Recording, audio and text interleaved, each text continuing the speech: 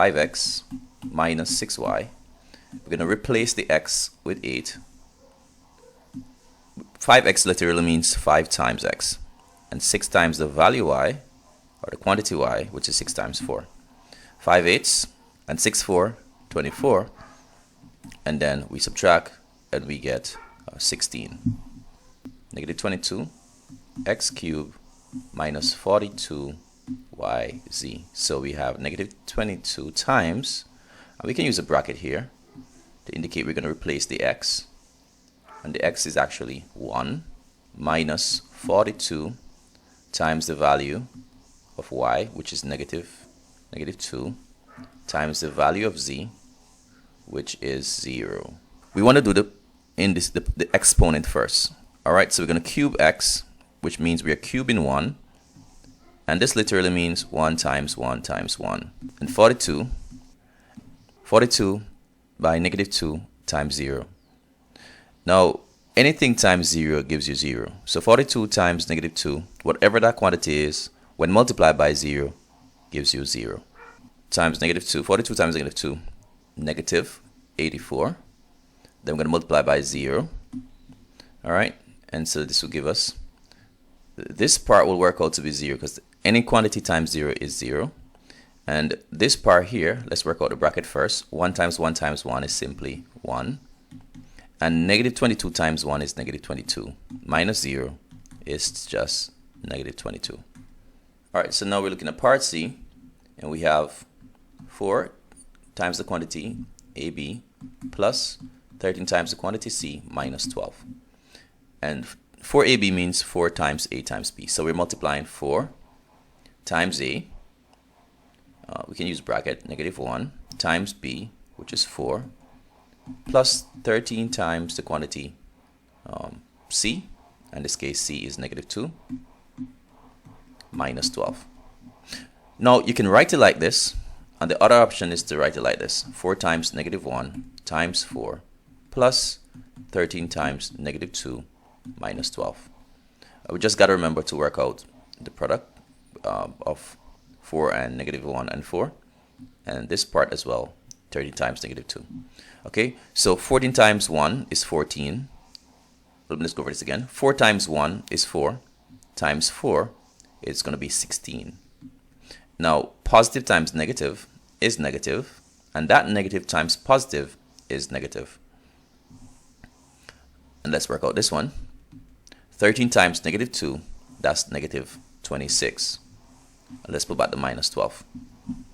Alright, so now here we're adding two quantities that have the same signs. And so what we'll do, we'll just add and keep the sign.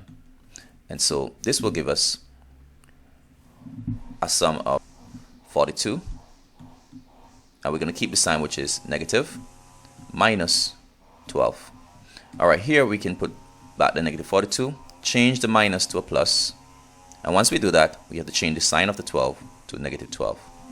Now we're adding two quantities with the same sign. And so we're going to add and keep the sign. So it's going to give us 54 and keep the sign. That's going to be negative. So that will be the solution. And that's going to be 3 times the quantity A, in this case 3 times 5, minus 10 times the quantity B, and the B is negative 1. So 10 times negative 1. Alright, so remember it's 3 times A minus 10 times B. Next, we can look at the denominator, which is basically saying 6 times the quantity C squared. And so it's 6 times the quantity 5 squared. Alright, so we're squaring C or we're squaring 5.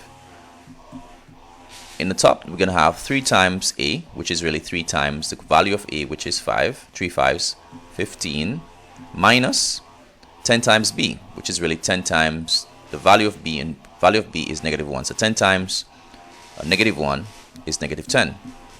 Now we're going to multiply 6 times the square of 5. So it's 6 times the square of 5. What the square of 5 is? The square of 5 is 5 times 5, which is 25. Looking at the top, we are saying 15 minus negative 10. So what we're going to do, we're going to change the minus to a plus. And once we do that, we have to change the sign of the quantity we are subtracting. So that's going to be positive 10. Now we're multiplying 6 times 25, and 6 times 25 is 150. And so we have 10 plus 15, that's going to be 25 over 150. To simplify that, we look at the highest common factor. We can use just any factor that can enter both numerator and denominator. Well, if you notice, we said 6 times 25 gave us 150, right? So that means they have 6 25s in 150. We recognize 6 times 25 will give you 150. And so 25 into 150 goes 6 times, and 25 into 25 is 1. So we end up with 1 over 6. We have 108 plus 8x divided by d cubed plus 4.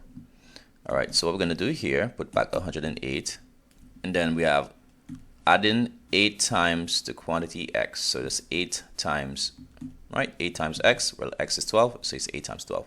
Now, d cubed literally means d times d times d. And what is d? D is negative 2. So we're going to look at negative 2, and we're going to cube it. It's important to put the number in bracket you're substituting when you have an exponent, just to ensure that you do the right thing afterwards. So, or I could have simply just write negative 2 times negative 2 times negative 2. Once you have an odd number of negative numbers multiplying, the answer is going to be negative. 2 2s 4, and 4 2s, that's going to be 8. So that's going to be negative 8. All right, and if you look at the power as well, once the power is an odd number, then the quantity is going to be a negative quantity. And then we can say 2 cubed is 8. It's going to be 108 added to 8 times 12, which is 96. And let's simplify that. 108 plus 96, that gives us 204 divided by negative 8 plus 4. We add in two numbers with different signs, and so we're going to subtract and get 4. And the larger absolute value that we have here. All right, so different sign we subtract, get 4. We keep sign of the negative 8 because it has a larger absolute value than 4.